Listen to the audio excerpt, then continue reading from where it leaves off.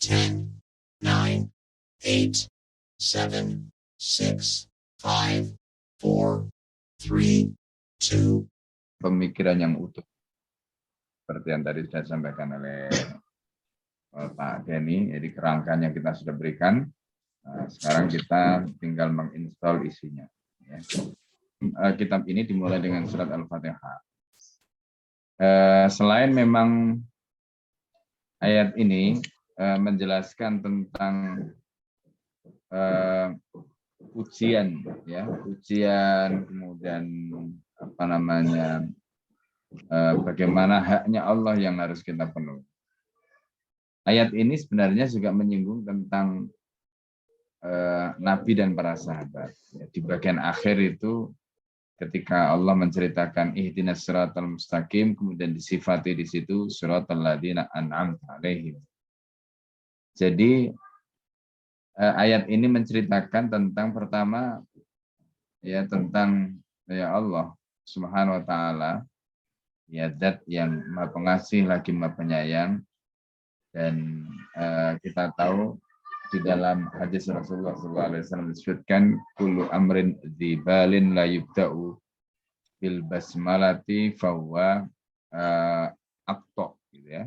Jadi setiap perkara yang punya nilai yang kemudian dia tidak dimulai dengan bismillah, maka dia terputus pahalanya, terputus barokahnya. Nah, oleh karena itu di buku ini dimulai dengan bismillah, dengan Al-Fatihah, itu salah satu poinnya di situ. Jadi supaya buku ini membawa keberkahan bagi penulis, supaya buku ini membawa keberkahan bagi pembacanya, ya, dan bisa diamalkan di dalam kehidupannya. Dan memang buku ini luar biasa. Nah, kemudian tadi sudah kita sampaikan itu tentang bismillah, ya. Dan bismillah ini adalah bagian dari ayat Al-Quran, bagian dari surat Al-Fatihah. Meskipun nanti ada ikhtilaf juga ulama terkait dengan apakah bacanya itu sirri atau jahri, bacanya itu dikeraskan atau bacanya itu dipelankan. Berikutnya ini sedikit tambahan ya tentang penjelasan Al-Fatihah yang ada dalam kitab ini. Jadi alhamdulillahirabbil alamin, seperti tadi kita sampaikan secara zahir kita memang diperintahkan untuk mengawali seperti tulisan dan sebagainya selain dengan bismillah itu dengan memuji Allah. Jadi memuji Allah. Nah, ayat ini isinya adalah pujian. Segala puji hanya milik Allah. Nah, perlu dicatat Bapak Ibu sekalian, alhamdulillah ini kalau di dalam bahasa Arabnya nanti ya, kalau kita belajar bahasa Arab, maka alhamdulillah ini adalah puji yang boleh dikatakan semuanya, ya, puja-puji semuanya itu dikumpulkan, kita berikan kepada siapa? Ya, kita berikan kepada lillah, kepada Allah. Karena itu di dalam pembahasan bahasa nanti alhamdulillah itu alnya yang di dalam alhamdulillah itu alnya itu maknanya adalah al istighraq li khasaisil afrad. Istighraq itu maksudnya adalah al itu menenggelamkan, khasais itu ciri masing-masing afrad bagian. Jadi maksudnya semua bagian dari puja-puji yang ada di langit, di bumi, dan semuanya itu kita kumpulkan, ya, kita kumpulkan, dan kemudian semua itu kita berikan, kita kumpulkan, semua itu kita berikan hanya untuk Allah. Nah, lillah itu kalau dalam bahasa Arab kita sebut sebagai lil hasri, yang maknanya artinya hanya. Jadi berarti pujian yang begitu luar biasa dahsyatnya tadi itu semuanya hanya kita berikan pada Allah, karena Allah lah yang layak dipuji, Allah lah satu-satunya yang layak dipuja, tidak ada yang lain. Nah, kenapa Allah begitu luar biasa? Di situ Allah menjelaskan sifatnya Rabbil Alamin, karena Allah itu yang mengurus. Rabb Ya, Rob di situ digunakan Allah untuk menjelaskan bahwa Allah memang yang mengurus. Ya, makanya saya pernah sampaikan kepada Bapak sekalian, jadi kalau Allah itu mengurus perkara yang kecil-kecil ya, misalnya kita ini diurus oleh Allah, coba bayangkan ya, Bapak Ibu kalau melihat anatomi tubuhnya itu Masya Allah ya kan, kalau kita melihat gambar ya, anatomi tubuh kita itu, jaringan selnya, sarafnya, ya kemudian uratnya itu kecil-kecil gitu, semua itu diurus oleh Allah sehingga darah kita bisa mengalir, oksigen di dalam tubuh kita bisa mengalir sehingga tubuh kita nggak ada yang misalnya kena stroke atau misalnya jantungnya berhenti dan sebagainya, semua mengalir. Pertanyaannya, pernah nggak Bapak Ibu mengurus semuanya itu? Tidak pernah. Bapak Ibu itu tinggal menikmati, ya. Yang mengurus rincian detail-detail itu siapa? Allah, Pak. Ya, Allah, Bu.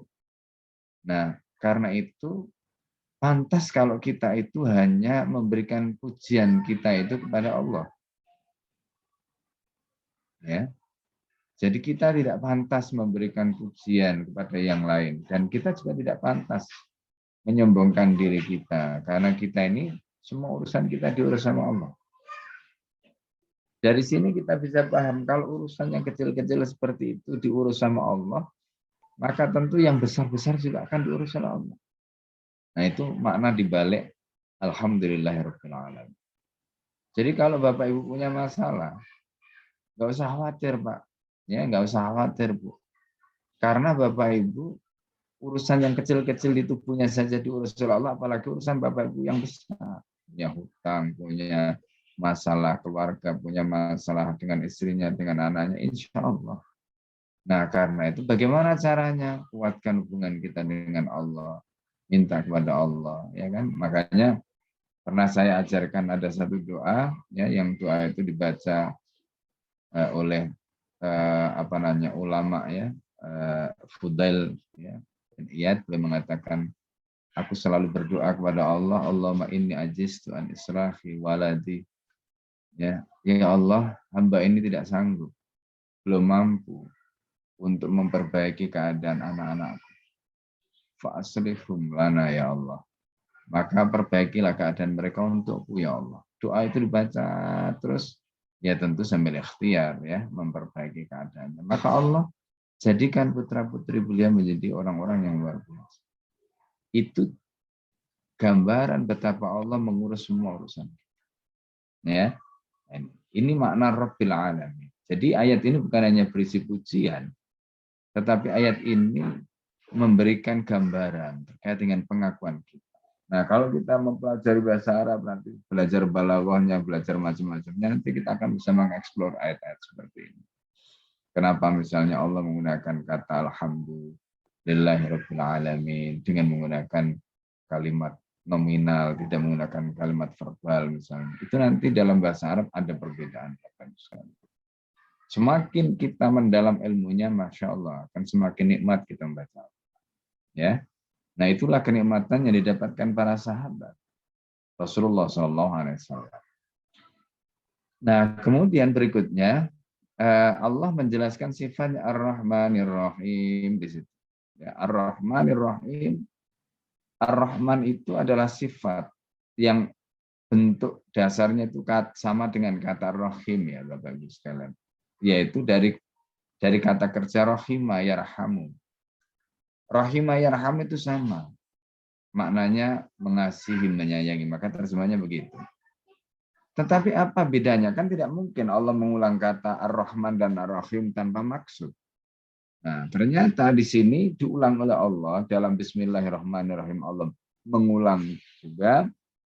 Alhamdulillahirabbil alamin Ar-Rahmanirrahim. Allah mengulang lagi. Apa maksudnya? Begini. Ar-Rahman itu adalah sifatnya Allah, Bapak Ibu sekalian. Di mana Allah itu memberikan kasih sayang kepada semua makhluknya tanpa memandang dia taat atau maksiat, dia baik atau jahat, tidak. Kafir atau mukmin, tidak. Semua diberi oleh Allah. Makanya kalau kita lihat di dunia, coba lihat hari ini orang kafir merajalela, orang jahat merajalela. Sementara orang mukmin sendiri mungkin bahkan dalam posisi yang tertindas. Itu adalah contoh bagaimana Allah itu memberikan kasih sayangnya hatta kepada orang yang kafir sekalipun. Ya. Nah, itu menunjukkan sifat ar-Rahmannya Allah yang diberikan, kasih sayangnya Allah diberikan pada siapapun tanpa pandang bulu. Ya, tanpa melihat manusia atau hewan atau siapa, itu semua dapat. Tapi ingat Bapak Ibu sekalian, hidup itu semuanya ada bayarannya. Ya, hidup itu semuanya ada bayarannya. Kalau enggak kita bayar di dunia, nanti akan kita bayar di akhirat. Ya, seperti kata Nabi, fakamatadinu tudanu, hidup itu seperti kalian memberikan pinjaman, maka kalian akan dibayar. Orang kafir di dunia, dia bisa mendapatkan kasih sayangnya Allah, sehingga dia bisa menikmati hidup, dia bisa mendapatkan rizkinya Allah, dia bisa berfoya-foya, dia bisa menindas, bisa macam-macam orang mukmin. Tapi ingat, di akhirat nanti mereka akan bayar. Ya, mungkin di dunia mereka juga bisa dibayar. Tapi yang pasti nanti di akhirat akan mereka bayar. Orang mukmin juga begitu. Mereka akan dibayar semua perjuangannya, pengorbanannya selama di dunia. Akan dibayar oleh Allah. Nah, karena itu di akhirat itu Allah tidak salah. Maka Allah menggunakan kata Ar-Rahim. Kenapa kata Ar-Rahim itu digunakan oleh Allah? Karena Ar-Rahim itu maknanya kasih sayangnya Allah itu hanya diberikan pada orang mukmin. Maka nanti orang kafir itu enggak mendapatkan lagi kasih sayangnya Allah. Mereka akan disiksa. Mereka akan adab oleh Allah dengan adab yang pedih, di mana siksa neraka yang paling ringan pada saat itu ketika kaki kita ditempelkan, ya, itu baru arangnya saja, bukan apinya, arangnya saja.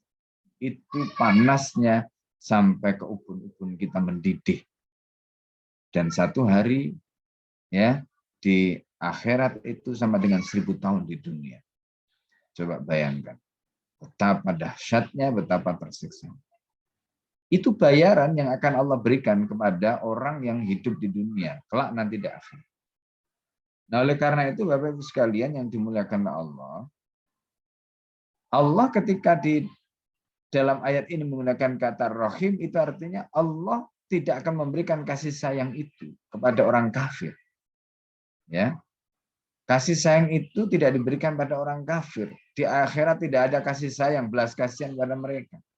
Nah, itu adalah sifat Ar-Rahim. Jadi kenapa Allah menggunakan kata Ar-Rahman, lalu kemudian Allah menggunakan kata Rahim, karena antara Rahman dan Rahim meskipun dari kata dasar yang sama itu beda konteksnya. Nah, ini yang harus kita paham. Dan itu dua-duanya itu adalah merupakan sifat Allah, Ar-Rahman dan Ar-Rahim. Kemudian berikutnya adalah Malik Yaumiddin, kadang dibaca panjang Malik Yaumiddin, kadang dibaca Malik Yaumiddin pendek. Ya. Nah, itu nanti dalam ilmu qiraat ada namanya qiraat asyra, 10 qiraat, ada qiraat sab'ah, ada 7 bacaan. Nah, apa bedanya Maliki dengan Maliki? Kalau Maliki itu raja, merajai Yaumiddin, hari perhitungan. Kalau Maliki itu artinya adalah yang memiliki, yang menguasai hari pembalasan. Allah memilih kata Yaumiddin, ya, bukan Yaumil Hisab dan yang lain-lain tadi. Ad-din di sini maksudnya adalah Yaumil Hisab, hari perhitungan. Di mana tadi seperti yang sudah disampaikan bahwa kita nanti akan mendapatkan bayaran dari apapun yang sekarang kita tanam. Karena hidup kita itu pada dasarnya menanam. Ya, makanya kita harus hati-hati menjaga lisan kita, tangan kita, kaki kita, mata kita, telinga kita. Semua harus kita jaga. Kenapa? Karena semua ada bayarannya. Itulah yang disebut dengan Malik Yaumiddin. Allah itu yang menguasai hari pembalasan. Dan Allah akan membayar semua yang kita tanam, yang kita sudah berikan sekarang. Gitu. Itu semua akan dibalas oleh Allah. Ya, tidak ada satupun, makanya Allah menyatakan di situ, ya, wa ma rabbuka bidzallamin lil abid. Tuhan kamu tidak akan zalim. Ya, Tuhanmu tidak akan zalim. Ya. Wa mallahu bighafilin amma ta'malun. Dan Allah tidak pernah lupa. Jadi jangan membayangkan Allah lupa, jangan. Dalam surat Al-Baqarah ayat kursi Allah mengatakan ya la ta'khudhu sinatu wala naum. Jadi Allah itu enggak pernah ngantuk. Allah enggak pernah tidur, coba bayangkan. Artinya Allah enggak pernah ngantuk, Allah enggak pernah tidur, terus terjaga sepanjang kehidupan manusia di dunia ini. Terus memonitor, terus tahu semua yang kita lakukan, Allah Maha tahu. Makanya wa mallahu bighafilin. Tuhan kamu enggak pernah, Allah enggak pernah lupa, enggak pernah lalai. Semua direkod oleh Allah, ada catatannya. Makanya Al-Qur'an mengatakan ya iqra kitabaka, nanti di akhirat kamu sekarang baca tulisanmu sendiri karena hidup kita itu pada hakikatnya sedang menulis. Nulis apa? Nulis apa yang nanti kita akan dapatkan. Makanya hidup ini ada bayarannya. Enggak ada hidup yang gratis, Bapak Ibu sekalian. Makanya Allah menggunakan kata Maliki Yaumiddin supaya adil. Bayangkan kalau hidup itu enggak ada bayarannya, kita bisa melakukan apa saja terus enggak ada balasannya. Kok enak? Ya kan? Itu namanya tidak ada tanggung jawab, tidak ada pertanggungjawaban, tidak. Allah ya menyatakan di dalam Al-Qur'an bahwa kehidupan manusia enggak ada yang sia-sia. Ya. Enggak ada yang sia-sia. Semua itu ada pertanggungjawabannya. Makanya hidup itu semua harus kita bayar, enggak ada yang gratis. Kita ngomong apa nanti akan dibalas oleh Allah. Kita melakukan apa akan dibalas oleh Allah. Enggak ada yang gratis. Semua akan kita bayar. Nah, jadi ini poin penting ya, kata Malik Yaumiddin tadi. Nah, yang menarik Bapak Ibu sekalian, ayat ini kemudian dari bentuk kata ketik, dari bentuk berita ya, di mana Allah itu diposisikan sebagai pihak yang ketiga. Seolah-olah Allah menceritakan yang lain bukan dirinya. Nah, di sini sebenarnya ayat ini mengajarkan kita adab Bapak Ibu sekalian. Adab tentang apa? Adab tentang memuji. Jadi kalau memuji itu jangan di depannya. Nah, ini adab. Ya, ini nanti yang diajarkan Nabi kepada para sahabat. Makanya Nabi mengatakan kalau ada orang memuji di depan kamu, ambilkan pasir, kamu lempar ke mukanya. Nah, itu adab. Jadi kita nggak boleh memuji orang di depan. Itu nanti membuat orang itu menjadi ujub, menjadi riya, menjadi sum'ah, dan sebagainya. Nah, ini. Maka Al-Quran, ayat ini mengajarkan kita. Allah itu mengajarkan memuji dirinya. Ya, memuji Allah, yang dipuji itu Allah. Dan Allah menceritakan itu. Tapi dengan menggunakan pihak ketiga. Bentuk kalimat berita. Seolah-olah itu menceritakan yang lain. Nah, ini adab. Tadi yang kita ceritakan. Jadi kalau kita memuji itu, maka posisikanlah orang yang dipuji itu tidak di depan kita. Jadi itu adabnya. Tetapi ketika Allah memulai dengan menggunakan ketika Allah memulai memposisikan dirinya sebagai zat yang disembah, iyyaka na'budu wa iyyaka nasta'in. Allah menempatkan dirinya sebagai pihak kedua. Hanya kepadamu ya Allah kami menyembah dan hanya kepadamu ya Allah kami memohon pertolongan. Di situ Allah menempatkan dirinya pada posisi yang kedua. Kenapa? Karena hubungan ibadah dan minta tolong itu langsung, ya, seperti kita face to face begitu. Ya, seperti kita face to face. Nah, ini juga ada berikutnya. Kalau kita mau minta tolong, jangan langsung. Pujilah dulu yang kita mau minta tolong itu. Puji dengan kemuliaannya, puji dengan kebaikannya, puji semua pujian yang kita ceritakan di awal tadi kan pujian kepada Allah yang begitu luar biasa. Baru kemudian kita iya karena itu, iya karena hanya kepadamu kami menyembah. Dan di dalam ayat ini Allah juga mengajarkan adab lagi.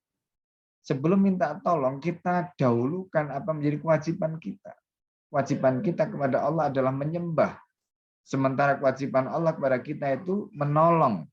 Maka kita dahulukan menyembah Allah. Apa menjadi kewajiban kita. Baru kemudian kita meminta hak kita. Hak kita apa? Ditolong oleh Allah. Karena itu kita minta tolong kepada Allah. Ketika Allah mendahulukan kata iyaka, harusnya nak butuh iyaka. Tapi kenapa Allah dahulukan iyaka? Itu untuk menunjukkan bahwa hanya. Itu namanya hasr. Kalau dalam bahasa. Artinya bahwa kita itu hanya layak minta tolong kepada Allah. Karena Allah yang seperti itu. Kita hanya layak menyembah Allah saja yang hanya kita sembah. Gak ada yang lain. Nah, baru setelah kita menyatakan itu, kemudian kita menyatakan iya wa iya karena nasta'in. Nah ini. Jadi ketika bicara soal ibadah, ketika bicara minta tolong, kita posisinya face to face. Ya, kita berhadapan langsung dengan Allah. Kita sampaikan seperti itu. Nah ini adab. Ya, ini adabnya. Kemudian setelah itu kita berdoa. Ya, apa doanya? Ihdinas siratal mustaqim. Tunjukkanlah kepada kami as-sirat, ya, al-mustaqim. Sirat di situ para ulama sepakat maknanya adalah agama Islam. Jadi tunjukkanlah kepada kami jalan yang lurus, maknanya adalah agama Islam. Bukan yang lain. Itu yang disebutkan di dalam ayat ini. Lalu sirat itu seperti apa? Yang lurus itu dijelaskan. Siratal ladzina an'amta alaihim. Jalan orang-orang yang telah engkau berikan nikmat. Siapa mereka? Ya, disebutkan nanti dalam ayat yang lain. Ya, itu adalah para nabi. Jalannya para nabi. Siapa mereka? Orang-orang, ya, para sahabat, orang-orang soleh. Itulah orang yang jalannya an'amta alaihim, engkau beri nikmat kepada mereka. Nikmat iman, nikmat Islam, ya, nikmat amal soleh. Itu nikmat. Ya, nikmat yang luar biasa. Itu an'amta alaihim. Kemudian ditambah di situ sebagai penegasan ghairil maghdubi alaihim. Bukan jalan orang-orang yang dimurkai. Siapa orang-orang yang dimurkai itu? Ya. Orang-orang yang dimurkai ini adalah orang-orang yang mereka itu mendapatkan, ya, apa namanya? Mereka ini orang-orang yang dia tahu, ya, seperti orang-orang misalnya musyrik, ya, mereka orang-orang yang jalannya itu apa namanya tidak diridhoi oleh Allah karena mereka menyembah berhala dan sebagainya. Nah, kemudian, ya, ada orang-orang yang diberi kitab, ya, waladhdallin, ya. Dari ada orang-orang yang jadi orang-orang yang dimurkai dan orang-orang yang tersesat. Siapa mereka? Ada dua, orang musyrik dan ahli kitab. Orang musyrik dan ahli kitab. Nah, jalan mereka ini bukan jalan yang kita inginkan. Karena itu kita minta kepada Allah supaya kita ini ditunjukkan jalan. Jalan siapa? Jalannya Nabi, jalannya para sahabat, jalannya orang soleh, ya, dan bukan jalannya orang-orang tadi musyrik, orang-orang ahli kitab yang dimurkai oleh Allah dan mereka itu orang-orang yang dhalim tersesat. Nah ini secara umum, ya, apa namanya makna dari surat Al-Fatihah yang kita bisa pahami. Dan ayat yang kedua, ketiga, keempat, kelima, dan keenam, ya, setelah surat Al-Fatihah tadi, itu adalah ayat-ayat terkait dengan ketaatan kepada Allah dan Rasul-Nya. Ya, ketaatan pada Allah dan Rasul-Nya. Jadi ayat ini menyatakan bahwa hukum ketaatan pada Allah dan Rasul-Nya itu sifatnya mutlak. Ya, misalnya surat Al-Anfal ayat 20. Ya ayyuhalladzina amanu atiullaha war rasulah. Jadi, hai orang-orang yang beriman, taatilah Allah dan Rasul. Meskipun kata ati diucapkan cuma sekali, tetapi maknanya itu sama. Taat kepada Allah dan Rasul sama-sama wajib. Wala tawallu anhu wa antum tasma'un. Kamu jangan berpaling. Ya. Kamu jangan berpaling darinya sementara kamu mendengarkan. Ya, jadi kita tidak boleh. Artinya kita tahu apa yang Allah perintahkan, kita tahu apa yang Nabi ajarkan. Kita tidak boleh berpaling, kita harus taat. Nah, itu hukum terkait dengan ketaatan pada Allah dan Rasul. Begitu juga surat Ali Imran 132, wa atiullah war rasul la'alakum turhamun. Jadi taatilah Allah dan Rasul supaya kamu mendapatkan rahmat, supaya kamu dirahmati. Maknanya apa? Kalau kamu tidak taat pada Allah dan Rasul, kamu pasti nggak akan dapat rahmat. Ya. Nah, Terus tadi mungkin muncul pertanyaan ya kan. Nah tadi kan katanya orang kafir itu hidup di dunia nggak taat juga mereka mendapatkan kasih sayang Allah. Berupa rizki, berupa ini, berupa itu. Nah, itu nanti dijelaskan dalam ayat yang lain. Apa yang Allah berikan di dunia kepada orang kafir itu sifatnya istidraj. Ya, sifatnya istidraj. Istidraj itu sesuatu itu diberikan.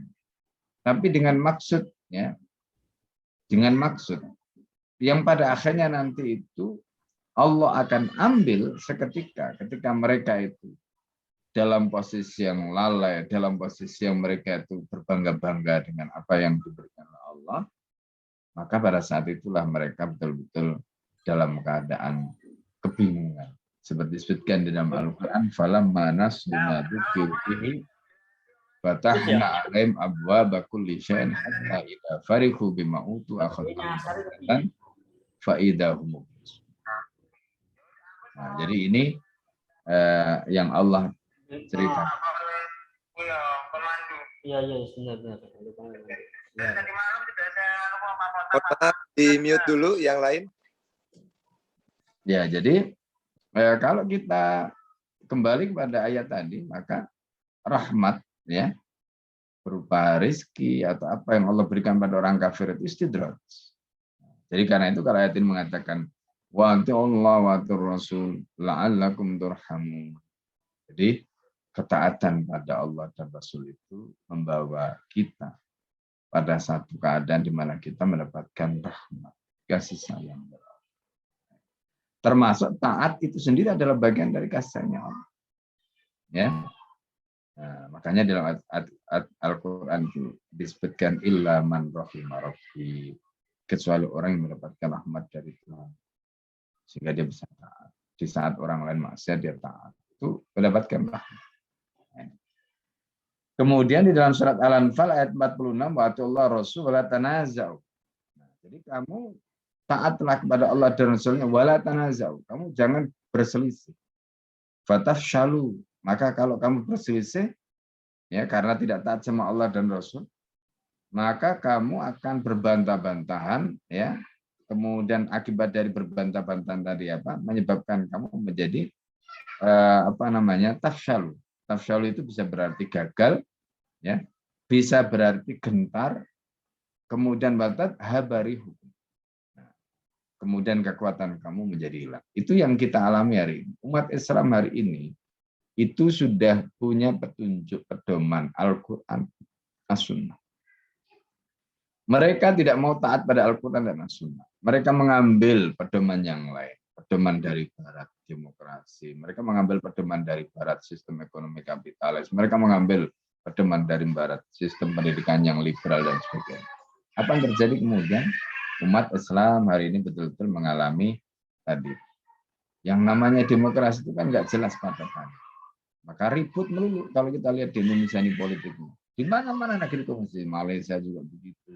Sekarang lagi rame di Saudi juga begitu. Banyak ulama-ulama ditangkap. Ribut semua. Itu yang disebutkan dalam ayat tadi. Ya, wala tanaza'u. Bagaimana wala tanaza'u? Wong mereka tidak taat pada Allah dan Rasul.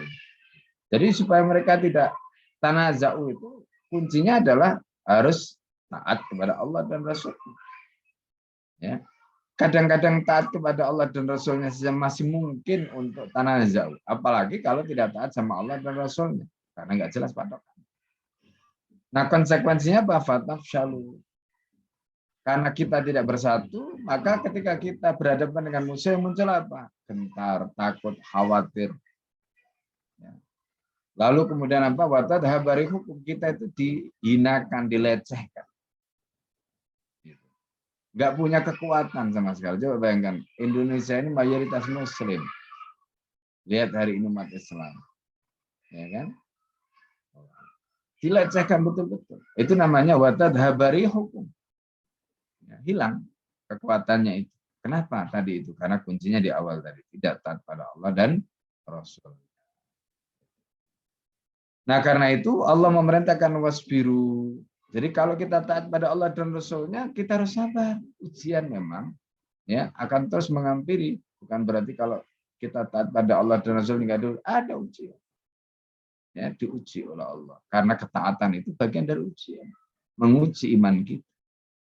Ya, innallaha ma'as-sabirina. Kalau kita bersabar, Allah selalu membersamai kita.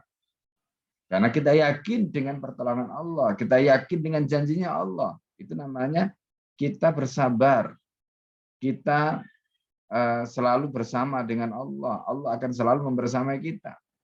Nah, sabar dalam ketaatan itu artinya kita selalu bersama Allah, maka Allah pasti akan membersamai kita. Allah nggak akan pernah meninggalkan kita, Bapak-Ibu sekalian. Jadi karena itu kita juga jangan pernah merasa ketika kita menghadapi masalah kok sepertinya saya ini sendirian. Allah selalu bersama kita. Allah selalu membersamai kita.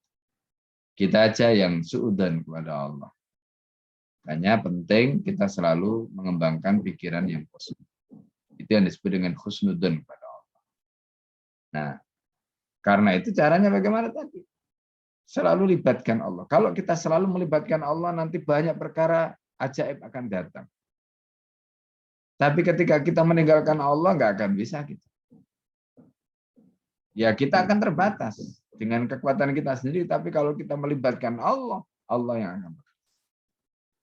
Dan di situ ada kekuatan yang dahsyat. Nah, gitu. Ya, nah ini. Kemudian di dalam surat An-Nisa 59 Allah menyatakan ya ayyuhalladzina amanu atiullaha wa atiur rasul wa ulul amri minkum. Di situ ditambahkan oleh Allah bukan hanya mentaati Allah dan Rasulnya, tapi juga mentaati ulul amri minkum kalau ada. Siapa ulul amri minkum? Itu penguasa yang taat kepada Allah dan Rasulnya. Nah, maka wajib untuk ditaati. Fa'in tanazatum fi syai'in, kalau kamu berselisih dengan penguasa itu farudduhu, kembalikan ilallah kepada Allah. Wa rasuli, dan kembalikan pada Rasul, kembalikan pada Allah dan kembalikan pada Allah berarti kembali kepada Al-Qur'an, kembali pada Rasul berarti kembali kepada hadis sunnah. In kuntum tu'minuna billah, kalau kamu beriman kepada Allah wal yaumil akhir dan hari akhir. Zalika khairu wa ahsanu ta'wila, itu lebih utama bagimu dan lebih baik akibat. Ini penjelasan yang Allah nyatakan dalam surat An-Nisa 59. Kemudian surat An-Nur 5152 di situ disebutkan bagaimana sikap orang mukmin. Innama kana qaulal mu'minin, ya. Kata-kata orang mukmin itu idza du'u ilallahi war rasulihi, kalau dipanggil, ayo kita taat pada Allah, ayo kita ikuti Rasulullah. Liyahkuma bainahum, supaya menghukumi di antara mereka. Oh yaqulu sami'na wa ata'na, ya. Maka jawabannya apa? Maka kami taat. Kami mendengar, kami taat. Ini kata mereka, ya. Jadi kata-kata mereka itu ketika Allah dan Rasulnya memerintahkan, jawabannya cuma satu. Kami taat, ya, sami'na wa ata'na. Tapi kalau orang munafik, sami'na wa aswaina, kami taat dan kami langgar, kami taat dan kami tentang. Sami'na wa aswaina. Kalau orang mukmin sami'na wa ta'ana. Ini.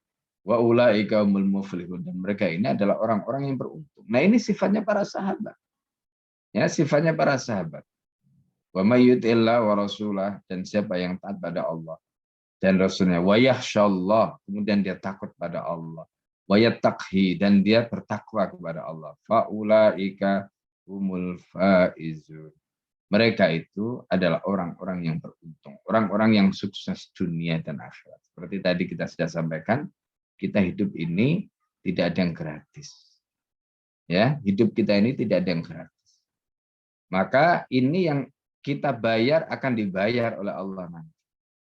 Jadi ketika kita sekarang bertakwa kepada Allah, taat pada Allah dan Rasulnya, kemudian kita melakukan amal soleh, itu akan dibalas. Ya, akan dibalas. Nah, jadi ini ya Bapak-Ibu sekalian, ayat-ayat yang terkait dengan ketaatan kepada Allah dan Rasulnya. Jadi ketika kita mempelajari sirah, kita itu tidak hanya sekedar diajari cerita, tapi kita diajari tentang apa? Tentang ketaatan. Apalagi nanti kita cerita tentang sahabat, bagaimana sahabat itu taatannya kepada Allah dan Rasulnya, Masya Allah. Ya, nanti ada banyak kisah bagaimana ketaatan sahabat. Ya, Ini. Misalnya kalau kita ini sedikit contoh saja bagaimana gambaran ketaatan mereka pada saat perang Khaybar. Ketika mereka sedang mengepung benteng Khaybar dan mereka kehabisan bekal makanan. Ya, karena mereka mengepung benteng Khaybar kurang lebih sekitar 3 bulan. Apa yang terjadi kemudian ketika mereka kehabisan bekal makan itu, tentu rasa lapar yang luar biasa. Maka tiba-tiba ada al-khimar al-ahliyah. Jadi ada keledai jinak. Ya, keledai jinak, bukan keledai liar. Kemudian keledai itu ditangkap, disembelih, kemudian dikuliti, lalu kemudian dipotong-potong dan dimasak, direbus. Sudah nyaris matang semua, tinggal dimakan. Tiba-tiba Rasulullah datang dan bertanya, apa yang kalian rebus? Apa yang kalian masak? Mereka mengatakan, keledai.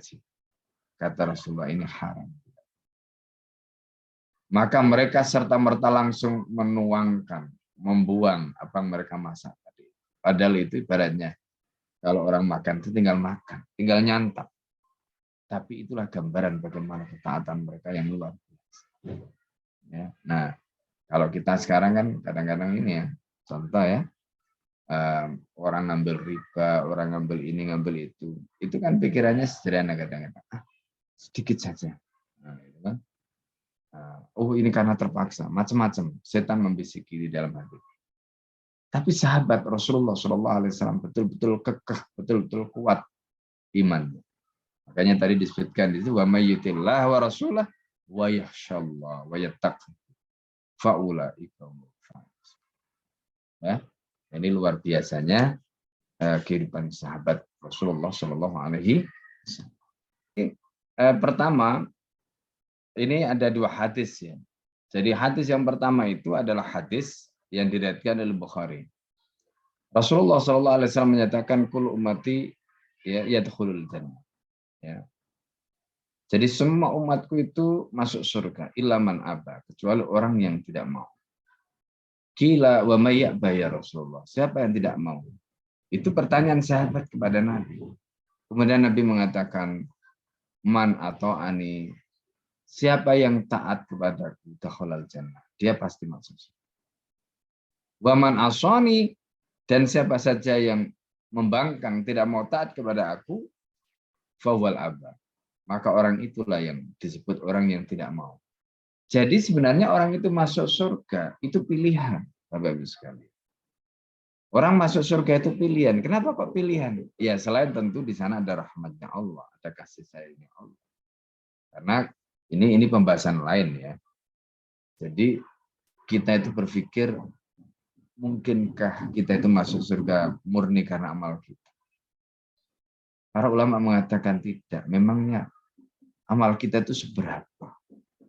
Cukup ke amal kita itu untuk membayar tiket masuk surga? Itu enggak cukup, Bapak Ibu sekalian. Enggak cukup. Coba bayangkan. Sahabat itu untuk masuk surga itu Masya Allah ya mereka. Selama hidup bersama Rasulullah. Bayangkan. Perangnya saja dipimpin Nabi itu sebanyak 28 kali. Kemudian perang yang tidak dipimpin oleh Nabi itu kurang lebih sekitar 80 ya kali pula, kalau tidak salah itu 80 kali. 80 ditambah 20 sekian ya, atau katakanlah 70 ya, 70 kali ditambah 28 itu berarti kan 98 kalau kita pakai 70. 98 kali selama 10 tahun. Artinya apa? Berarti dalam 1 tahun itu perangnya kurang lebih 10 kali. Berarti hampir setiap bulan perang mereka. Itu perangnya sahabat. Jihadnya sahabat.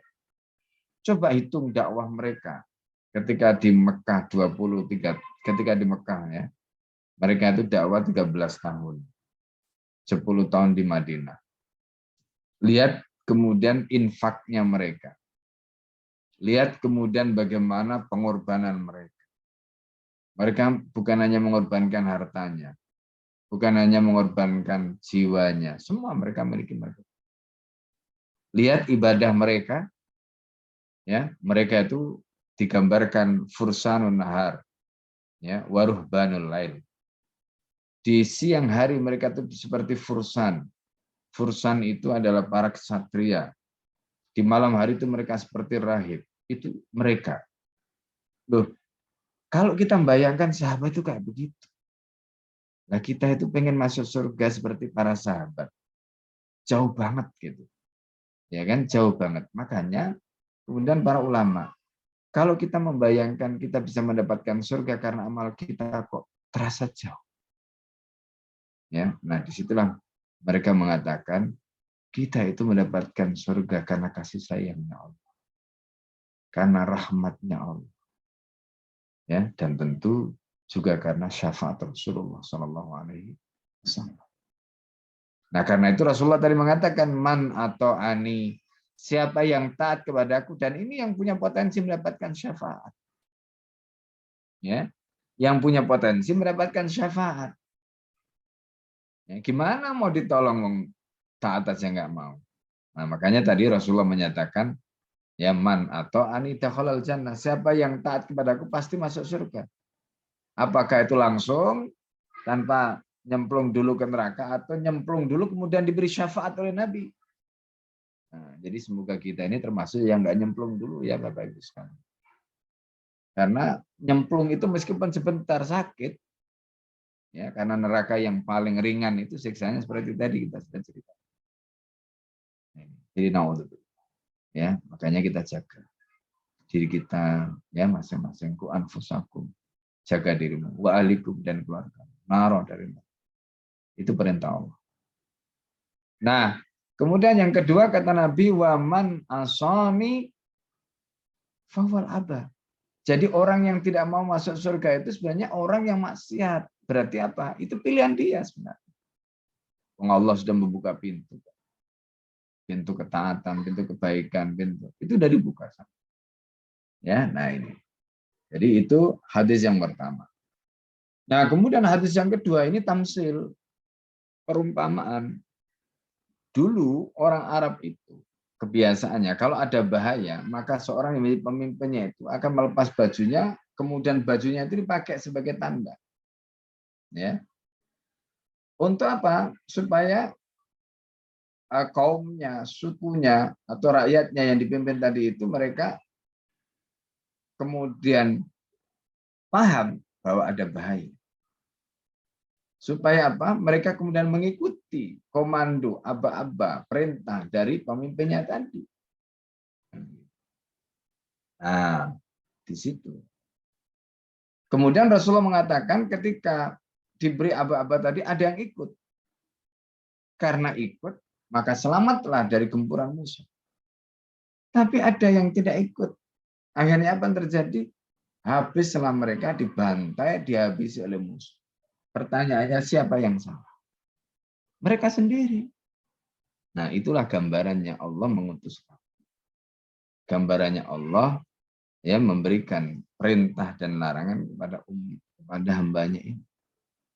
Jadi kalau ada mereka yang selamat di dunia, selamat di akhirat, itu pada dasarnya karena mereka taat kepada aba-abanya Nabi tadi, kepada perintahnya Nabi tadi. Ketika mereka nggak selamat dunia akhirat, itu juga salah mereka karena mereka nggak mau taat. Ya, sudah diberitahu kok nanti itu kalau kamu mau masuk surga, kalau kamu selamat di dunia itu kamu harus begini hidupnya itu. Diatur, ngeyel, bikin aturan sendiri. Nggak mau, ngapain kita diatur-atur. Gitu. Ngeyel. Ya kan? Seolah-olah dia hebat, lebih hebat daripada Nabi. Terus apalagi ngece, Islam itu belum sempurna. Nabi itu gitu kan, menghina Nabi nih. Oh, awas, ya kan? Seperti tadi. Jadi Nabi itu sudah mengingatkan, Nabi itu sudah memberi contoh, Nabi itu sudah memberikan rambu-rambu, Nabi itu sudah memberikan petunjuk.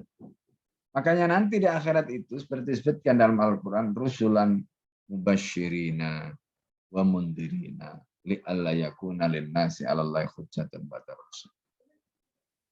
Allah mengutus nabi, mengutus rasul itu untuk memberikan kabar gembira dan peringatan. Supaya apa? Li alla yakuna lin-nasi 'alallahi hujjatun, supaya enggak ada alasan bagi manusia itu nanti di hadapan Allah. Alasan apa?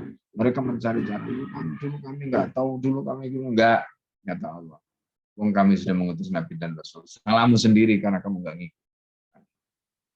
Kayak nabi nanti didatangkan Bapak Ibu sekalian. Pada saat kita ditanya, kenapa kok kamu maksiat, kenapa kok kamu begini-begini. Nah, jadi kalau kita bilang, ya Allah saya begini karena saya nggak tahu, Nabi tanya, benar nggak? Kamu dulu nggak pernah ngajarin nggak ya Allah? Buktinya itu, sahabat itu. Sahabat. Nah ini nanti kaitannya dengan khutbah wada'nya nanti. Ketika khutbah wada' Rasulullah mengatakan pada mereka, ya, afala uballighukum risalatal rabbi. Qalu bala syahid. Apakah aku sudah menyampaikan semua risalah Tuhanku? Para sahabat itu sepakat semua, mereka mengatakan, iya, bala syahidna. Tentu kami yang menjadi saksi. Karena Nabi nanti itu dalam surat An-Nisa disebutkan didatangkan Allah menjadi saksi. Saksi apa kita? Kita ngomong, kalau kita nggak tahu tanya Nabi, benar nggak kamu nggak ngajari umatmu? Enggak. Ya, apa buktinya nih sahabat Nabi? Sahabat dipanggil. Mereka menjadi saksi. Masya Allah. Dan itu dikatakan Nabi qalu bala syahid. Nah, itu ketika mereka itu diminta oleh Nabi 2 kali. Pertama pada saat di Mina, pada saat di Arafah, Haji Wad, pada saat khutbah Arafah, dan yang kedua setelah Rampi pulang. Ya, dari haji sampai di Al-Ghadir, di situ Nabi kumpulkan lagi. Para sahabat ditanya, afala uballighukum risalatal. Apakah aku sudah sampaikan semua risalah Tuhanku? Qalu bala syahid. Mereka mengatakan, tentu kami yang menjadi saksi. Jadi kita nggak bisa mengatakan Nabi itu nggak jelasin lah, Nabi ini begini, itu nggak bisa. Nggak diterima sama Allah. Nah, jadi ini, ya. Jadi karena itu orang itu masuk neraka itu pilihan dia sebenarnya. Karena dia nggak mau diajak masuk surga. Jadi jangan nyalahkan Allah, jangan nyalahkan orang lain, jangan. Nggak boleh, nggak bisa. Ya bahwa di sana mungkin ada kontribusi, misalnya ada anak yang terlanjur pendidikannya salah, terus akhirnya dia tersesat begitu. Lalu kemudian orang tuanya hijrah, kemudian dia dakwah anaknya, ya sudah. Pada titik itu orang tua sudah menyampaikan. Pada titik itu suami sudah menyampaikan pada istrinya. Pada titik itu istri sudah menyampaikan pada suami. Ya walana amaluna walakum amalukum, amalmu amalmu, amalku amalku. Sudah begitu. Kalau sudah menyampaikan dakwah. Karena dakwah itu tadi ibaratnya bagian dari hujah kita. Kalau kita menyampaikan sesuatu pada orang lain berarti kita punya hujah. Jadi kita berdakwah itu sebenarnya kita sedang membangun hujah kita. Jadi kalau nanti kita ditanya apa yang sudah kamu lakukan ketika kamu tahu ada yang begini, ada yang begini, yang begini. Ya Allah, saya sudah mengingatkan. Ya Allah. Makanya kita nggak boleh dakwah mengingatkannya termasuk suaminya, istrinya, anaknya. Kemudian kita bilang capek. Capek, nggak boleh. Kita dakwah tidak boleh capek. Ya, karena kita akan diminta hujah dari depan Allah SWT. Ya, makanya sama seperti kalau kita didik anak, nggak boleh bilang capek, nggak boleh. Ya, itu kewajiban kita. Ya, nah jadi di sini ini pentingnya ya, Bapak Ibu sekalian. Itu poin ya, poin yang ingin saya tekankan di sini pada 2 hadis tadi. Jadi intinya apa? Masuk surga itu adalah pilihan kita, masuk neraka juga begitu. Ya, nah masuk surga tadi kalaulah konteksnya dengan pilihan, mungkin kita tidak cukup amalnya, Allah yang memberikan rahmat pada kita. Tapi ketika kita memilih masuk neraka, ya sudah, karena seperti hadis Nabi tadi, man asoni fawal anta. Siapa yang tidak taat kepadaku, siapa yang balelo, siapa yang bangkang, berarti dia tidak mau diajak masuk surga. Nah, jelas ya? Sama hadis Tirmidzi tadi dan Abu Dawud ya. Redaksi dari Abu Dawud. Nah, tadi diceritakan bagaimana hadis yang diriwayatkan dari Irbad bin Sariyah. Pesan Rasulullah yang begitu menggetarkan para sahabat. Apa pesan Nabi? Di situ disebutkan, ya, aku berpesan kepada kalian untuk bertakwa kepada Allah. Ya, ini. Kemudian patuh kepada pemimpin meskipun dia seorang yang awalnya itu adalah abdun, Habasyi, ya, seorang budak yang berkulit hitam legam. Bahkan di dalam riwayat yang lain disebutkan meskipun kepalanya penuh dengan bisul, yaitu saking apa?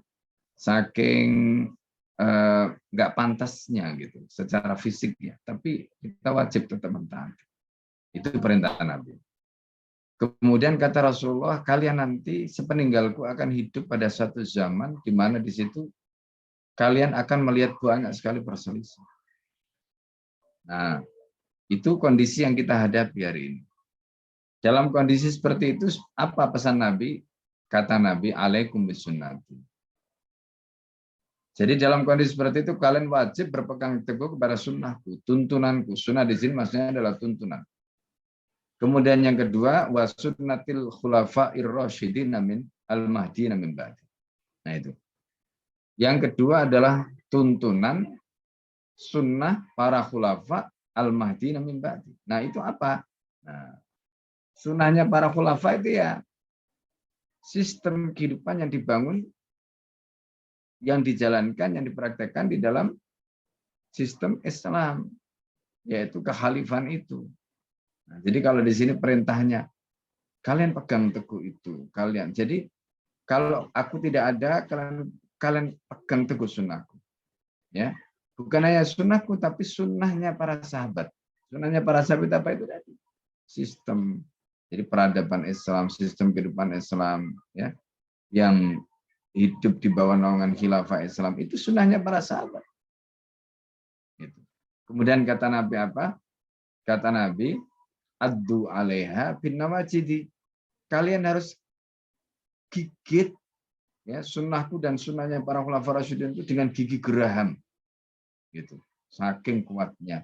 Maksudnya ini menggambarkan betapa kita harus jangan sampai dilepas. Begitu kalian lepas, maka kalian akan habis, kalian akan hancur, dan yang kita lihat hari ini. Ya, umat Islam ketika khilafah itu runtuh tahun 1924, hancur, habis. Ya, ini. Kemudian kata Rasulullah apa? Iyyakum wa muhdatsatil umur. Kalian hati-hati dengan setiap perkara yang baru. Perkara yang baru di situ maksudnya apa? Ya terkait dengan kehidupan yang tidak pernah diajarkan oleh Nabi, yang tidak pernah contohkan Nabi, karena itu ada hadis Nabi yang lain mengatakan, ya, kullu amrin laisa alaihi amruna, setiap perkara yang tidak mengikuti, menepati tuntunan kami, perintah kami, fawaradun, maka perbuatan itu ditolak.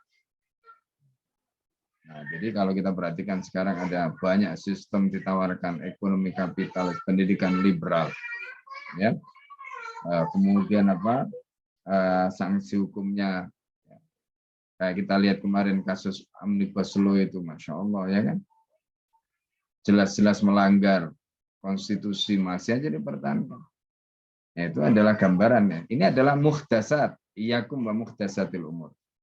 Ya. Nah, termasuk diantaranya apa? Ya sistem demokrasi, entah itu yang menganut parlementer, monarki, absolut atau monarki yang lain, ya. Nah, ini semuanya adalah model-model yang disebutkan sebagai muhdatsatil umur tadi. Maka kata Rasulullah apa? Ya iyyakum wa muhdatsatil umur. Ya.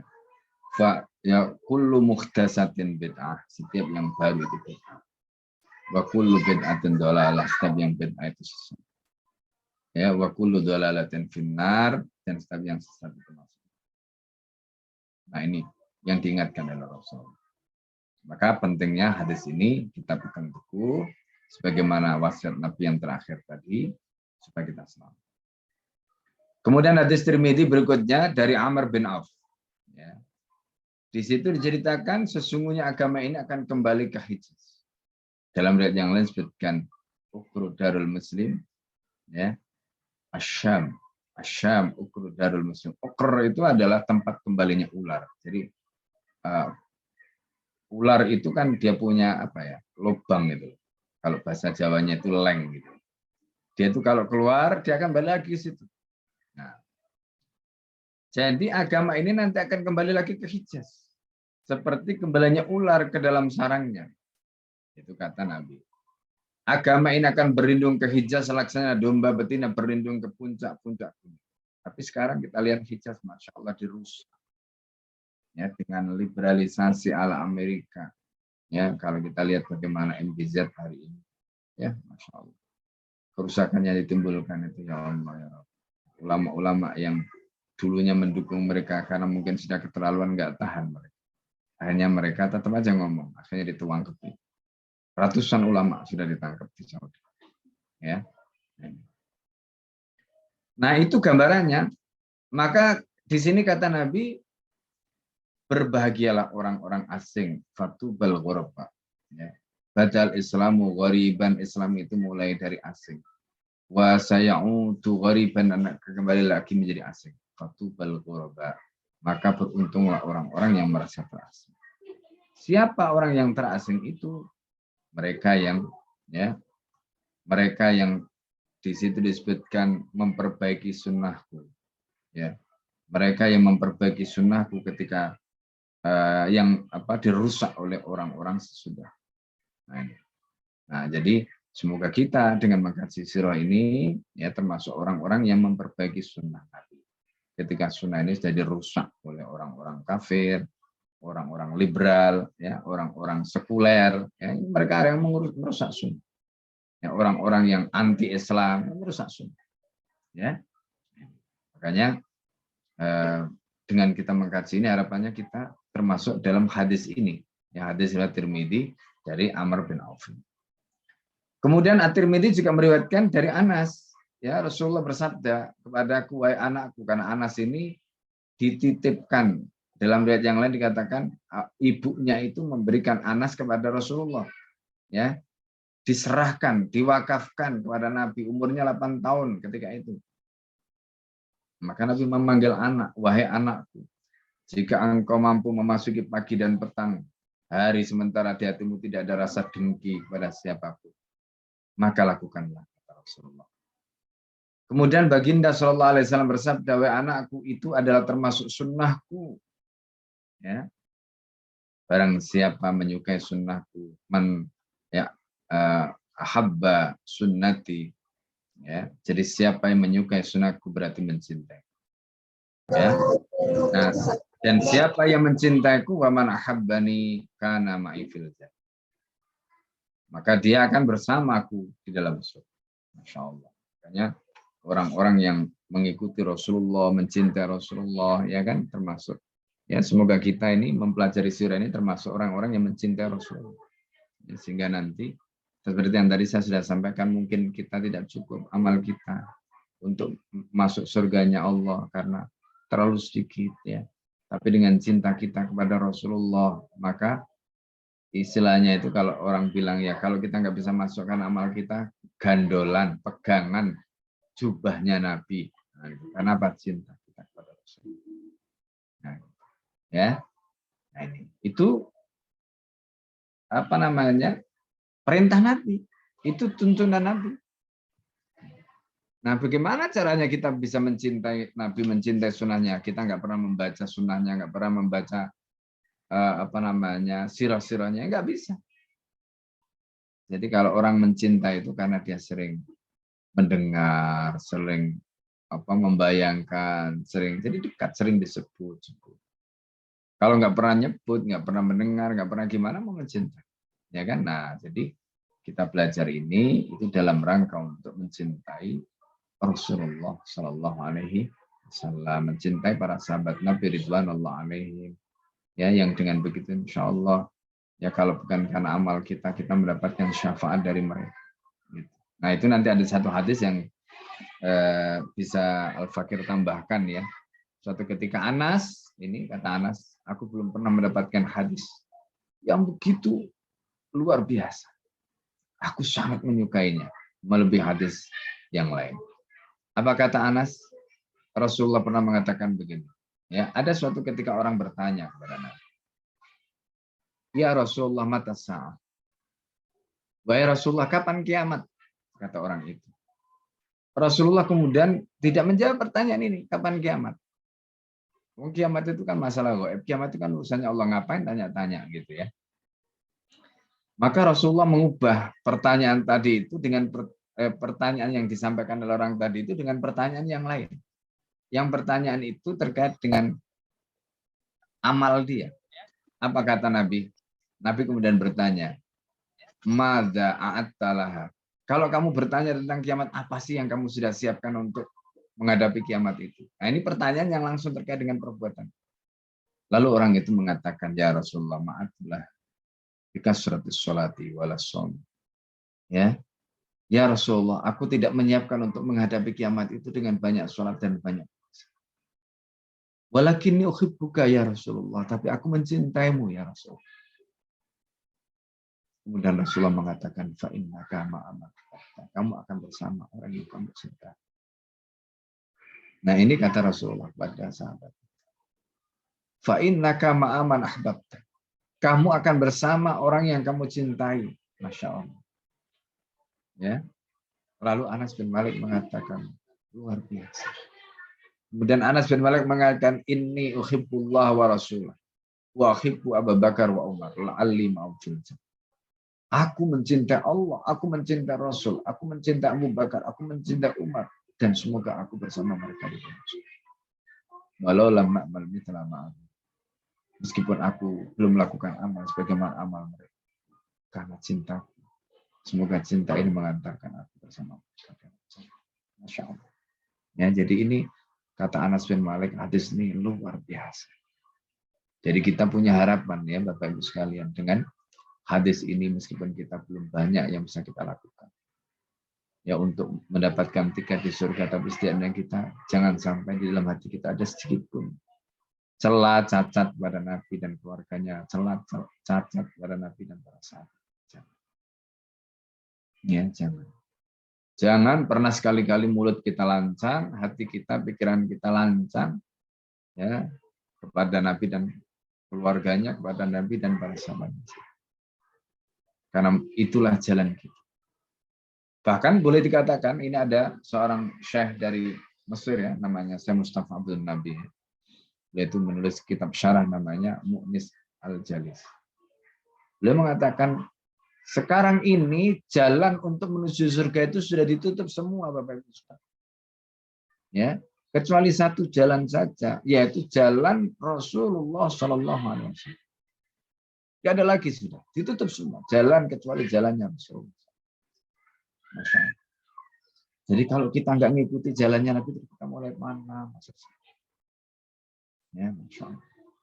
Makanya jangan apa ya, kurang ajar lah pada Nabi dan keluarganya, kurang ajar pada Nabi dan para sahabat. Ya memang siapa? Nah, ini penting ya. Nah, jadi ini Bapak Ibu sekalian terkait dengan hadis tadi ya. Lalu kemudian ayat Al-Quran tentang diri Nabi ini dijelaskan dalam surat Al-Ahzab. Maka Muhammadun aba ahadin. Muhammad itu bukan bapak salah seorang. Min rijalikum. Dari laki-laki di antara kalian. Walakin Rasulullah. Tapi Muhammad itu adalah utusannya Allah. Wa khataman nabiyyin dan Nabi Pamungkas. Ya. Maka Allah bikulli syai'in alimah. Dan Allah Maha segalanya. Dalam surat Al-Ahzab 45-46 Allah menyatakan ya ayyuhan nabiyyu inna arsalnaka syahidan wa mubasysyiran wa nadhira.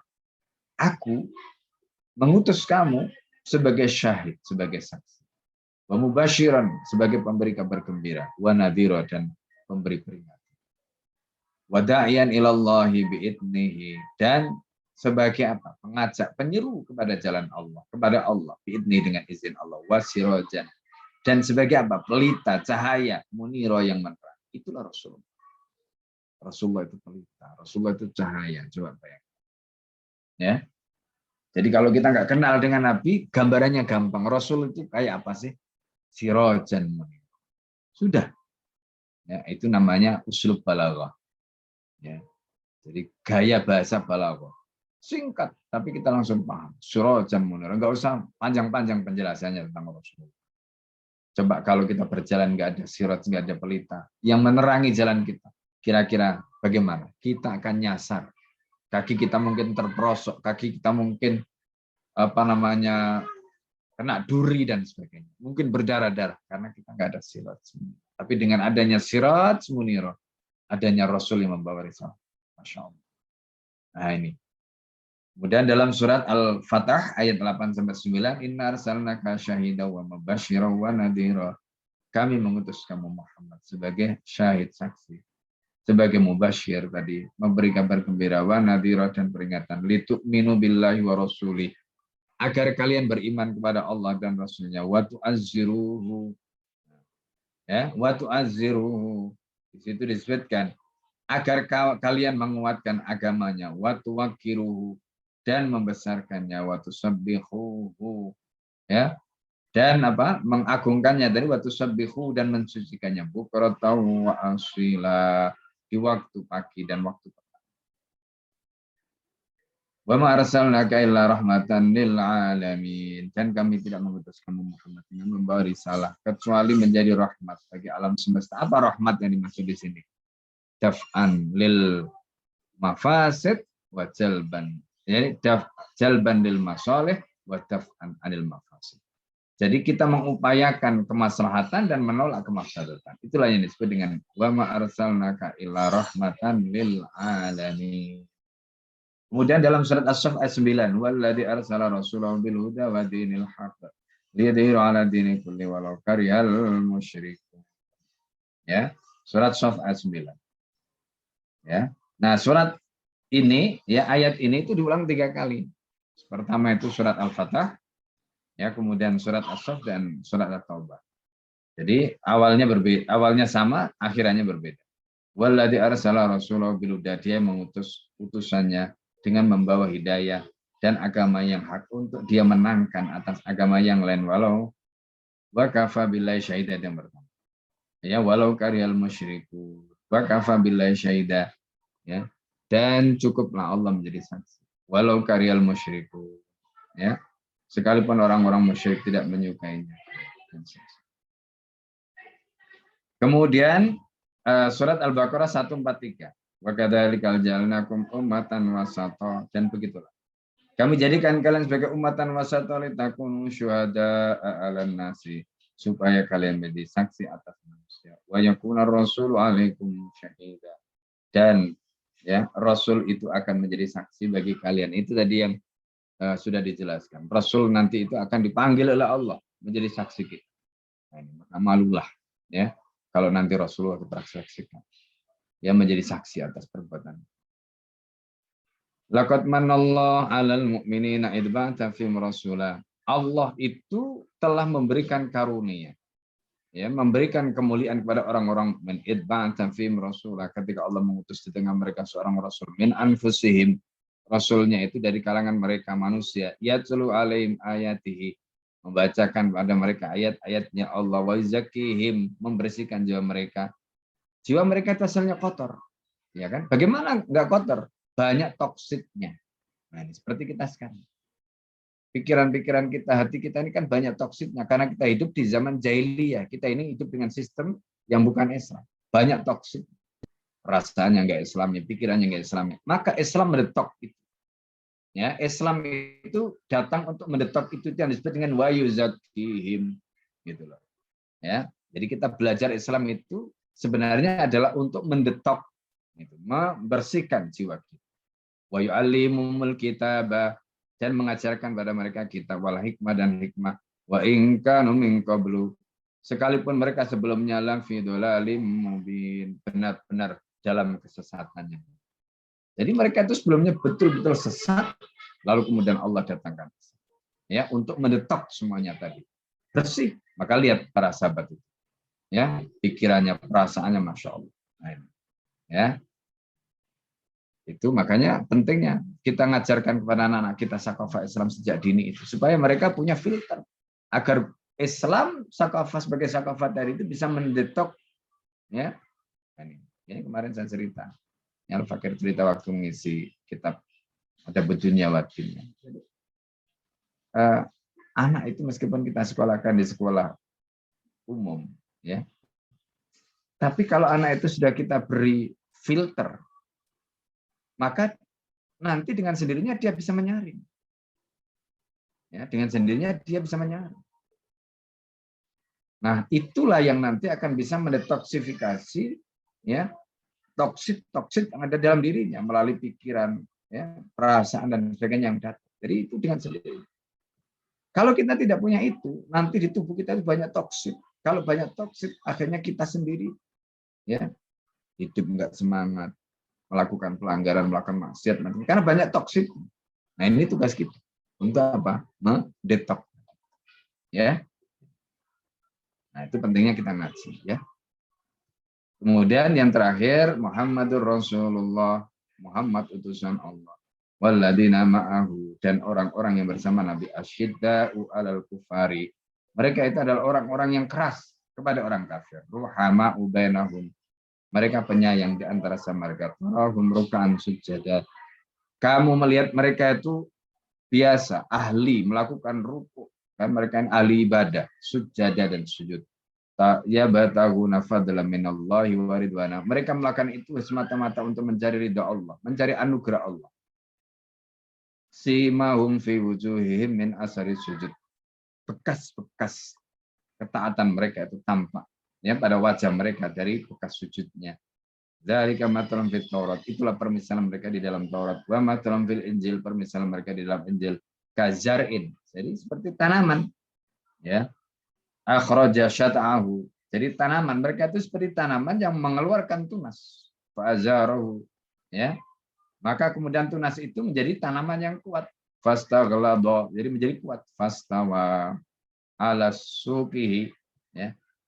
Jadi tanaman itu menjadi besar, ya, kemudian tegak lurus di atas pokoknya tadi. Yu'jibu zurra'a.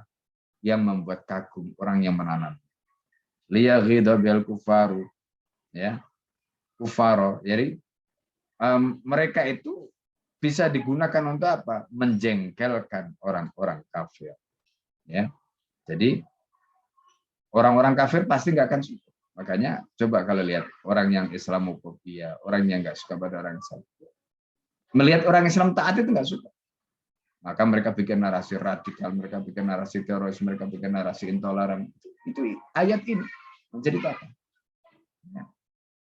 Maka wa'adallahu alladziina aamanu, Allah berjanji kepada orang beriman wa amilus sholihati minhum, dan yang beramal saleh di antara mereka, maghfiratan wa ajran 'azima, mendapatkan apa? Maghfirah, ampunan, dan ajran 'azima, pahala yang besar. Jadi mereka yang bisa seperti itu akan diganjar oleh Allah dengan ganjaran berupa apa? Ajran 'azima, ya, maghfirah, ampunan, dan ajran 'azima. Ya. Baik, sampai di sini ya Bapak-Ibu sekalian, penjelasan yang bisa saya sampaikan, ya Al-Fakir sampaikan sebagai penjelasan atau syarah dari beberapa hadis Al-Quran dan riwayat-riwayat yang sudah dibaca. Silakan Pak Denny, kalau ada pertanyaan yang ingin disampaikan atau didiskusikan, silakan.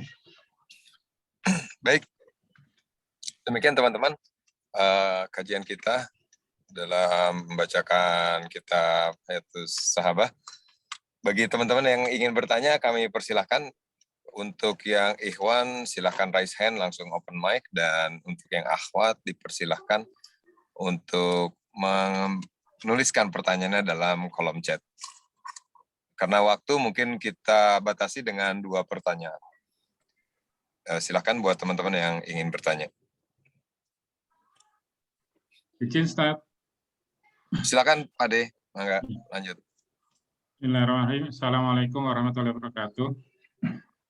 Tadi di depan disampaikan tentang ketaatan ulil amri, yaitu pemimpin yang taat dengan syariat, kurang lebih seperti itu. Nah, pertanyaan saya adalah dalam masa sekarang ini dengan kita mendapatkan pemimpin sistem yang seperti ini, bagaimana sikap kita terhadap pemimpin tersebut, Ustaz? Syukur, Ustaz. Ya. Pertama, Rasulullah sendiri menyatakan, la ta'ata li makhluqin fi maksiatil khaliq. Itu pesannya Nabi. Tidak ada ketaatan fi makhlukin, la ta'ata li makhlukin, tidak ada ketaatan kepada makhluk fi maksiatil khaliq, dalam maksiat kepada al-khaliq. Jadi selama dia tidak taat kepada al-khaliq, kepada Allah, maka tidak boleh ditaati. Itu apa yang harus kita lakukan. Hanya begini ya, Pak Ade ya. Ada dua hal yang harus kita bedakan. Yang pertama itu apa yang disebut dengan hukum syara. Ya, jadi dalam perkara hukum syara atau apa yang diatur hukum syara, ketika ini melanggar hukum syara, ya nggak boleh ditaati. Yang kedua adalah dalam perkara yang tidak terkait dengan syara, dalam arti administrasi. Maka disebut di sana ada qawanin ijra'iyah, ada qawanin tasyri'iyah. Nah, qawanin tasyri'iyah tadi itu aturan-aturan hukum-hukum yang terkait dengan syara, diatur oleh syara. Nah, yang hukum-hukum yang tidak diatur oleh syara dalam arti administrasi, contoh misalnya seperti kita ngikuti rambu lalu lintas, ya, misalnya penyeberangan jalan, SIM, KTP, macam-macam, itu masalah-masalah administrasi. Nah, dalam perkara ini, karena ini menyangkut soal urusan bersama, ya tetap wajib untuk diikuti. Ya. Tapi terkait dengan perkara-perkara terkait hukum syarat yang jelas melanggar, ya tidak. Ya, gitu Pak ketentuan. Juga Ustaz. Baik, dipersilakan kepada rekan yang lain untuk yang ingin bertanya.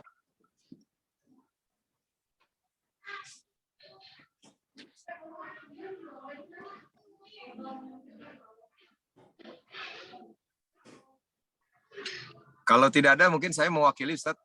Pertanyaan terkait dengan tadi sempat disampaikan bahwa sebaiknya kita ya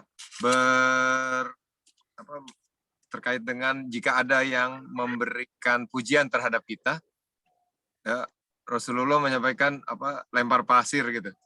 Nah, ini bagaimana kita mengimplementasikannya, karena memang selama ini ya banyak hal yang terjadi di antara kita, ya misalnya baik kita yang melakukan atau mungkin karena kita tidak tahu dengan adanya hadis tersebut, ya memuji orang secara langsung seperti apa, dan bagaimana sikap terbaiknya gitu di masa sekarang.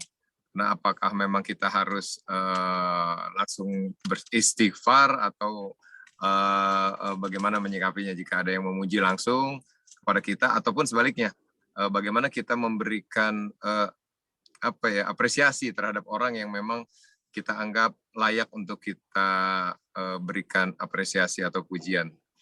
Itu implementasinya bagaimana? Silakan Ustaz. Ya, jadi memuji itu tidak boleh di depan. Ya. Adabnya begitu, memuji ya di belakang. Jadi karena itu kalau ada orang dapat nikmat, entah itu pinter atau apa, bentuknya itu bukan dipuji tapi didoakan. Jadi misalnya gini, ya misalnya begini ya, katakanlah misalnya ada teman kita yang dapat katakanlah kebaikan ya, mungkin prestasi atau apa, bukan wah antum memang hebat, antum nggak begitu. Itu namanya memuji di depan. Caranya bagaimana? Didoakan barakallahu fikum. Itu doa untuk orang yang mendapatkan kebaikan, didoakan mendapatkan barakallah, semoga Allah berkah apa yang Allah berikan. Nah, begitu. Jadi bukan dengan cara dipuji, itu cara. Ya. Jadi puji-pujian dikembalikan lagi kepada Allah ya. Iya, artinya jadi kalau muji di belakang jangan di depan. Iya, iya. Baik. Terima kasih Ustaz. Di kolom chat sudah ada dari Ibu Lisna ya. Iya, di Sukabumi. Assalamualaikum Ustadz, izin bertanya. Hadis dari Anas radhiyallahu anhu tentang memasuki pagi dan petang tanpa ada dengki di hatimu, maka lakukanlah. Apakah dengki di sini dilakukan di saat atau kejadian pada saat hari itu sama tidak dengan keadaan di hati ada rasa benci dikarenakan hubungan tidak baik. Bahkan semacam dendam dengan orang lain yang sudah terjadi lama. Bagaimana penjelasan Ustaz? Silakan. Ya, begini, ketika kita, kalau tadi kan pertanyaannya terkait dengan dengki ya, yang dari hadis Anas tadi ya. Ya. Ya, jadi intinya bahwa hadis itu melarang kita untuk memiliki sikap hasad, ya. Jadi memiliki sikap hasad, itu kita tidak boleh. Nah, ini poinnya ya. Nah, oleh karena itu, kalau kita perhatikan, hasad ini, pertama dia tidak mengenal waktu. Ya, kalau tadi pertanyaannya apakah itu terkait dengan waktu tertentu, ya. Seperti di sini kan disebutkan ya tadi dari busa tadi. Pagi petang. Ya, dari Buneng ya, Buneng di Semarang. Ya. Jadi dilakukan saat kejadian pada saat itu sama tidak dengan keadaan hati, ada rasa benci karena hubungan tidak baik, bahkan semacam dendam. Dendam juga tidak boleh. Ya. Itu termasuk hajar ya, istilahnya itu meninggalkan atau mengucilkan, ya kan? Tidak boleh. Nah, oleh sebab itu apa yang dilarang oleh Nabi tadi itu bisa hasad karena kita melihat nikmat orang lain pada saat itu, atau hati kita masih ada sesuatu yang masih dongkol ke orang lain sebelumnya, sama saja, ya. Jadi gitu. Baik. Jadi walaupun di saat itu ataupun juga di kondisi yang sudah lalu, ya tetap saja itu sebaiknya ditinggalkan. Saat itu. Ya, mungkin cukup jelas insya Allah. Selanjutnya yang terakhir ini dari Pak Agus Zaini. Assalamualaikum Ustadz, izin bertanya untuk adab memohon kepada Allah dengan memuji Allah lebih dahulu kemudian berdoa. Mohon diberikan tuntunan yang benar untuk puji-pujian kepada Allah dan cara berdoa dan memohon yang benar. Ya, sekalian nanti ditutup Ustadz setelah jawaban. Maksudnya gimana? Ya, ini adab memohon kepada Allah dan memuji sebelum kita berdoa. Jadi tuntunan yang benar itu yang seperti apa untuk puji-pujiannya, dan kemudian setelah itu berdoa. Jadi di contoh realnya Ustadz untuk adab memuji sebelum berdoa atau memohon petunjuk. Ya, seperti kalau kita berdoa itu kan kita baca misalnya ya, kita baca pada saat kita misalnya, jadi kalau kita mau berdoa itu kan biasanya kita baca dulu itu. Misalnya alhamdulillah rabbil alamin hamdan yuafi ni'amahu wa yukafi mazidah, itu namanya pujian. Iya. Ya, itu namanya pujian. Jadi enggak doa kemudian langsung Rabbana hab lana min azwajina, enggak begitu. Dimulai dari misalnya tadi itu, ya. Alhamdulillah rabbil alamin. Itu berarti muji kan?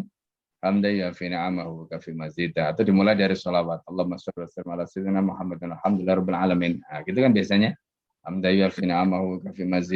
Kenapa kok dimulai dengan sholawat? Itu untuk pancingan, gitu. Jadi kalau para ulama itu mengatakan, ya terkait dengan sholawat tadi itu untuk pancingan, karena begini, ketika kita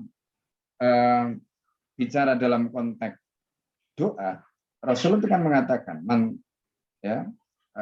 dalam satu hadis itu ada sahabat yang bertanya, ya Rasulullah, marayuka idza kafanaka salat. Ya Rasulullah, apa pendapatmu jika kami mencukupkan sholawat untuk? Dijawab oleh Nabi, kafakallahu umuraka, urusanmu nanti semua akan diberesi sama Allah. Maka kemudian para ulama menggunakan riwayat atau hadis tadi itu sebagai dasar. Jadi kalau kamu pengen doanya diijabah oleh Allah, baca sholawat dulu. Itu passwordnya, gitu ya. Itu passwordnya, itu adabnya.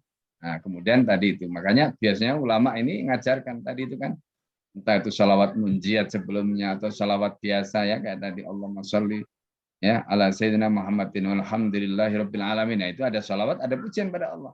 Terus ditambah hamdan yuafi ni'amahu wa kafi mazida ya rabbana lakal hamdu kama yanbaghi li jalali wajhikal karim wa 'azimi sultanik, baru kemudian doa. Ya. Nah, misalnya doa apa? Minta Rabbana hablana min azwajina wa dzurriyyatina qurrata a'yun waj'alna lil muttaqina imama. Nah, begitu. Begitu saran. Nah, nanti nutupnya juga begitu. Ya wassallallahu ala sayyidina Muhammadin walhamdulillahi rabbil alamin. Nah, gitu. Tutup dengan sholawat, dengan pujian lagi. Ya. Subhanarabbiyal azim. Ya. Baik, insyaallah terjawab ya Pak Gusda ini. Baik Ustadz, silakan mungkin kita akhiri pertemuan kali ini dengan doa. Dan ya. Baik ya, kita tutup pertemuan pada pagi hari ini dengan doa bersama-sama, semoga Allah Subhanahu Wa Taala mudahkan seluruh amal yang kita lakukan dan ilmu yang kita pelajari menjadi ilmu yang bermanfaat. Mari kita berdoa kepada Allah. Bismillahirrahmanirrahim. Allahumma shalli wa sallim ala sayyidina Muhammadin alhamdulillahirabbil alamin. Hamdan yafi ni'amahu wa kafi mazidah. Ya Rabbana lakal hamdu kama yanbaghi li jalali wajhikal karim wa 'azimi sultanik. Allahumma inna nas'aluka ilman nafi'a wa rizqan halalan tayyiban wasi'a wa 'amalan mutaqabbala. Allahumma anfa'na bima 'allamtana wa 'allimna ma yanfa'una wa zidna 'ilma wa zidna fahma. Birahmatika ya arhamar rahimin. Allahumma inna na'udzubika min ilmin la yanfa' wa min du'a'in la yasma' wa min qalbin la yakhsha' la tashfa'.